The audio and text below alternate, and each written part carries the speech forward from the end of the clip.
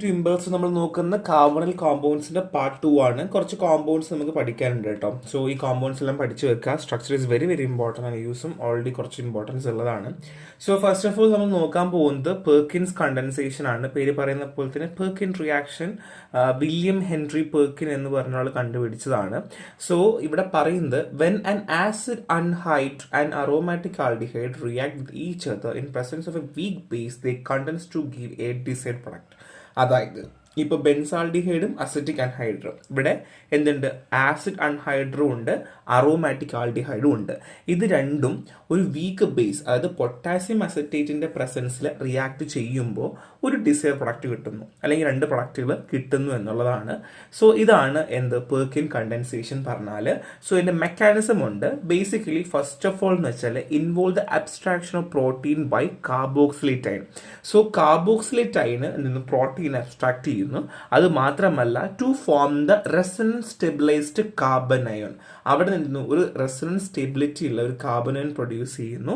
And which is species containing carbon with negative charge. ഇവിടെ എന്തായാലും carbon with negative charge ആയിരിക്കും.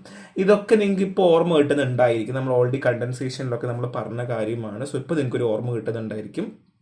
So ഇവിടെ വീണ്ടും ന്യൂക്ലിയോഫിലിക് അഡിക്ഷൻ നടക്കുന്നു. അതിനുശേഷം ഇന്റർമീഡിയറ്റ് പ്രോട്ടോണേഷൻ നടക്കുന്നു. അതിനുശേഷം വാട്ടർ മോളിക്യൂളിന്റെ എലിമിനേഷൻ നടക്കുന്നു. ലാസ്റ്റ് ഹൈഡ്രോളിസ് നടക്കുന്നു. അങ്ങനെ അഡിഷൻ ഓഫ് വാട്ടർ ആകുന്നു. പിന്നെ അൺസാച്ചുറേറ്റഡ് കോമ്പൗണ്ട് ഫോം ചെയ്യുന്നു. ഇതാണ് ഇതിന്റെ overall mechanism. So basically benzaldehyde, acetic anhydride, cinnamic ആസിഡും അസിറ്റിക് ആസിഡും. അറ്റ്ലീസ്റ്റ് ഈ മെക്കാനിസം ഓഫ് ആക്ഷൻ നിങ്ങൾക്ക് പഠിക്കാൻ പറ്റിയില്ലെങ്കിലും നിങ്ങൾ എന്ത് ചെയ്യുക, ഇതെങ്കിലും പഠിക്കുക. പിന്നെ ഈ കാണുന്ന സ്ട്രക്ചേഴ്സ് വരച്ചു വെക്കുക. എപ്പോഴും പറയുന്ന പോലെ ബാക്കിലേക്ക് വരച്ച് പഠിക്കുന്ന ആയിരിക്കും ഇച്ചിരി കൂടെ നമുക്ക് എളുപ്പം ഉണ്ടായിരിക്കുക എന്നുള്ളതാണ്. സോ ഇനി structures and use of formaldehyde ആണ്. ഫോമാൽഡിഹൈഡ് ഒരുപാട് ഓർഗാനിക് കോമ്പൗണ്ടിൽ ഉപയോഗിക്കാറുണ്ട്. സോ കെമിക്കൽസുകൾ ഉണ്ടാക്കാൻ വേണ്ടി, ഓർഗാനിക് കെമിക്കൽസ് ഒക്കെ ഉപയോഗിക്കാൻ വേണ്ടി ഉപയോഗിക്കുന്നതാണ്. സോ ഇറ്റ്സ് എൻ ഓർഗാനിക് കെമിക്കലാണ് കേട്ടോ, which containing hydrogen, oxygen, carbon atom ആണ്. സോ മെത്തഡ് ഓഫ് പ്രിപ്പറേഷൻ എന്ന് വെച്ചാൽ മെത്തനോളും ഓക്സിജനും 450 ഡിഗ്രി സെൽഷ്യസിൽ നമ്മൾ ഹീറ്റപ്പൺ ചെയ്യുകയാണ്. സിൽവറിന്റെ പ്രസൻസിൽ ഹീറ്റപ്പൺ ചെയ്യുകയാണെങ്കിൽ ഫോമാൽഡിഹൈഡ് കിട്ടും കേട്ടോ. It's very important. മെത്തനോളും oxygen react with 450 degree Celsius in the presence of silver ആണെന്നുണ്ടെങ്കിൽ silver act as an catalyst. അങ്ങനെ എന്ത് ചെയ്യും, ഫോമാൽഡിഹൈഡ് ഉണ്ടാക്കിയെടുക്കാൻ പറ്റും. സോ ഫോമാൽഡിഹൈഡിന് ഒരുപാട് ഉപയോഗമാണ്. ഞാൻ ഓൾറെഡി പറഞ്ഞതുപോലെ ഒരുപാട് ഓർഗാനിക് റിയേജൻസ് ഉണ്ടാക്കാനൊക്കെ ഒരുപാട് ഉപയോഗിക്കാറുണ്ട്. സോ ഫോമാൽഡിഹൈഡ് മെഡിസിനിൽ ആന്റിസെപ്റ്റിക് ആണ്. പിന്നെ ബാക്ടീരിയ, ഫംഗസിനെ കില്ല് ചെയ്യാൻ ഹെൽപ്പ് ചെയ്യുന്നു. പിന്നെ വാട്സ് ഒക്കെ ഇല്ലേ, അത് നമ്മൾ എന്താ പറയുക, അരിമ്പാറ, പരു, അല്ലെങ്കിൽ എന്താണ് പറയുക, ചത വളരുക എന്നൊക്കെ പറഞ്ഞൊക്കെ റിമൂവ് ചെയ്യാൻ പറ്റും. സ്റ്റെറിലൈസേഷന് വേണ്ടിയിട്ട് ഉപയോഗിക്കാറുണ്ട് വാക്സിൻസിൽ. ഇനി പരാൾഡിഹൈഡ് ആണ്. സ്ട്രക്ചർ കാണാൻ വളരെ എളുപ്പമാണ്. ഇവിടെ പറയുകയാണെങ്കിൽ ഒരു മീന് പോകുന്ന രീതിയിലാണുള്ളത്. 2 കണ്ണുണ്ട്. സോ ഇതെന്തോ കടിച്ചു വെച്ചുകൊണ്ട് പോവുകയാണ്. സോ ഇതിന് 2 ചിറകുണ്ട് ആൻഡ് വാലുണ്ട്. വാല് മുറിഞ്ഞു പോയ മീൻ എന്നാ പഠിക്കുക കേട്ടോ. ഞങ്ങളൊക്കെ അങ്ങനെ പഠിച്ച പരാൾഡിഹൈഡിന്. സോ കളർലെസ് ലിക്വിഡ് ആണ്. സ്പെയറിംഗ്ലി സോളബിൾ ഇൻ എത്തനോൾ ആണ്.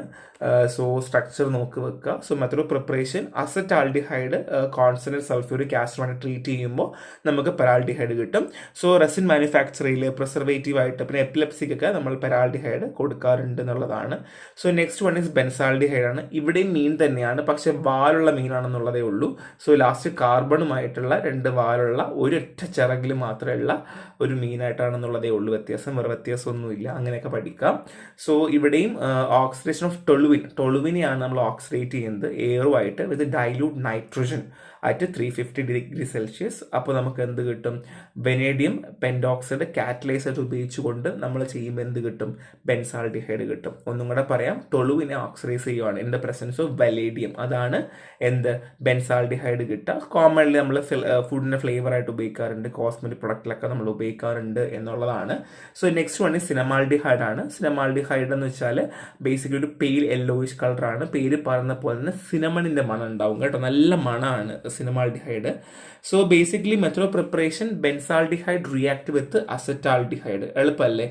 അസറ്റാൾഡിഹൈഡുമായിട്ട് ബെൻസാൾഡിഹൈഡിനെ റിയാക്ട് ചെയ്യുവാണെങ്കിൽ എന്ത് കിട്ടും, സിനമാൾഡിഹൈഡ് നമുക്ക് കിട്ടും. സോ യൂസ് ഉണ്ട് ബിവറേജസ്, ലിക്വിഡ്സിൽ ഉപയോഗിക്കും. നമുക്ക് ഈ സിനമൻ്റെ മണം ഉള്ളത് കൊണ്ട് തന്നെ നമ്മൾ ബിവറേജസിലൊക്കെ നമ്മൾ ഉപയോഗിക്കാറുണ്ട്. പിന്നെ ഒരു പെർഫ്യൂംസ് ഒക്കെ ഇല്ലേ, പെർഫ്യൂംസിലൊക്കെ നമ്മൾ നോർമലി ഉപയോഗിക്കാറുണ്ട് എന്നുള്ളതാണ് ഈ സിനമാൾഡിഹൈഡൊക്കെ. അങ്ങനെ ഒരുപാട് ഉപയോഗങ്ങൾ നമുക്ക് ഉണ്ട് എന്നുള്ളതാണ്. പിന്നെ എല്ലാം നിങ്ങൾ സ്ട്രക്ചർ പഠിക്കുക. It's very important. സ്ട്രക്ചർ അവർക്ക് കാണണം, എന്നാൽ മാത്രമേ നിങ്ങൾക്ക് മാർക്ക് കിട്ടുന്നുണ്ടാവുള്ളൂ. സോ നെക്സ്റ്റ് അസറ്റോൺ ആണ്. സോ അസിഡ് നമ്മൾ പ്രിപ്പയർ ചെയ്യുന്നത് പ്രൊപ്പൈലീൻ വഴിയിട്ടാണ് നമ്മൾ ഉണ്ടാക്കുന്നത്. അല്ലാന്നുണ്ടെങ്കിൽ പ്രൊപ്പൈൻ തന്നെ നമ്മൾ ഡയറക്റ്റ്ലി ഇൻഡയറക്ട്ലി മെത്തേഡ് ഉണ്ട്. സോ അസറ്റോൺ നമ്മൾ ഒരുപാട് ഉപയോഗങ്ങൾ മെഡിസിനൽ പർപ്പസിലൊക്കെ നമ്മൾ ഉപയോഗിക്കുന്ന ഒരു സാധനമാണ് അസറ്റോൺ എന്ന് പറയുന്നത്. ലബോറട്ടറി പർപ്പസിലൊക്കെ ഉപയോഗിക്കുന്നതാണ്. സോ ഒരു കോമൺ സോൾവെന്റ് ആണ് ചില കാര്യങ്ങളിൽ, പ്ലാസ്റ്റിക്കിലും ഫൈബേഴ്സിലൊക്കെ ഒരു കോമൺ സോൾവെന്റ് ആയിട്ട് ഉപയോഗിക്കാറുണ്ട്.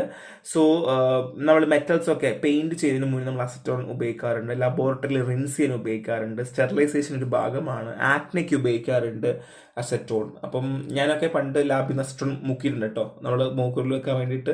പുറത്തുനിന്ന് വാങ്ങുന്നത് നമ്മൾ ലാബിലുള്ളപ്പം അതുകൊണ്ട് നമ്മൾ വാങ്ങാറുണ്ട്. സോ അസറ്റോൺ എന്ന് പറയുന്നത് അല്ലെങ്കിൽ പ്രൊപ്പനോൺ അല്ലെങ്കിൽ ഡൈമിഥൈൽ കീറ്റോൺ എന്നൊക്കെ പറയുന്നത് ഒരു ഓർഗാനിക് കോമ്പൗണ്ട് ആണ് വിത്ത് ഫോർമുല CH3 2CO ആണ്.